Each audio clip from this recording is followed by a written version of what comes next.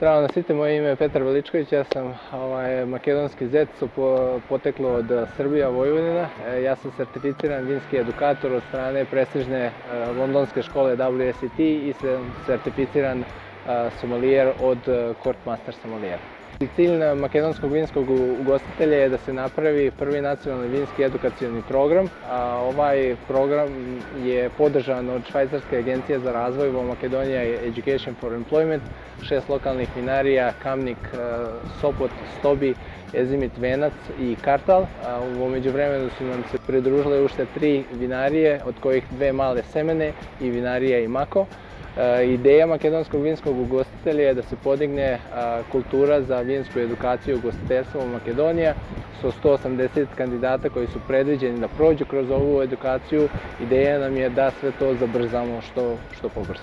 Moja ideja za makedonsku vinsku edukaciju je da može i mora mnogo podobro i se nadevamo da je makedonski vinski ugostitelj možda je jedan mali početak da podižemo vinsku edukaciju u Makedoniji. Tikvešija je jedan od najpoznatijih vinskih regiona u Makedoniji, međutim Makedonija je toliko raznovrsna što se tiče svoje klime i mikrolokacije. Ako pogledate tukav Ohrid, od ove strane imate jezero, imate vodu, ne gledate od pozadi, imaju mnogo ubove hladne planine, tako da je ova klima što Makedonija ima mora da se iskoristi, da se naprave mnogo pozanimljiva vina, da se napravi mnogo onako upečatljiva prikazna za Makedoniju i makedonska vina. Ako bi izabrao jednu sortu koja je meni najdraža u Makedoniji, to je Stanušina. Nažalost, imam vrlo malo vinarija što se fokusiraju na ovu autotonu sortu, autotona sorta koja može i definitivno bi napravila razliku za vina koja se prave tuka i jednostavno nešto što je jako autentično, to je somelijerima na ceo svet jako zanimljivo. Da li može Makedonija kako vinska zemlja da privuče poveke turista? Definitivno. Potrebno je mnogo poveke truda i želje i napora i sorabotka su svi te akteri što su uključeni i u turizam i u ugostiteljstvo i u vinarstvo, da se jednostavno napravi onako jako upečatljiva prikazna za Makedoniju kako vinska zemlja. Po meni Makedonija ima mnogo potencijala, međutim taj potencijal nema da se realizuje sam po sebi i potrebno je mnogo truda, mnogo sorabotke, da bacimo sujetu sa strane i da svi te zajedno sarabotovamo i da napravimo da u principu ispunimo taj potencijal što Makedonija ima.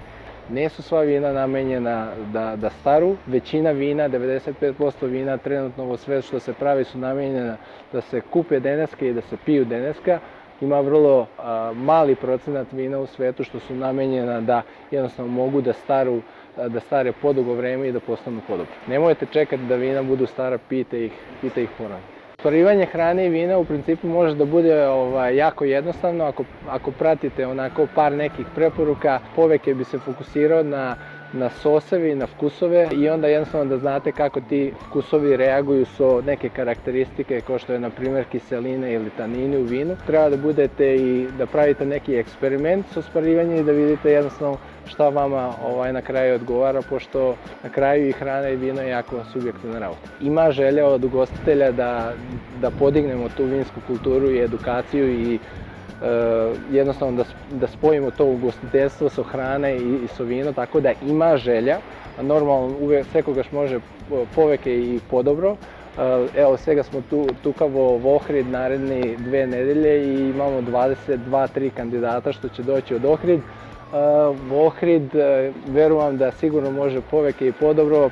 Ja moram da izdvojim Cuba Libre kako inicijator na ovaj program svega što pravimo tukavo Ohrid i se nadajem da njihov primjer će posluži da jednostavno i ušte poveke ugostitelja nam se pridruže i da zajednički sve ovo napravimo na što povisoki podobran nivo.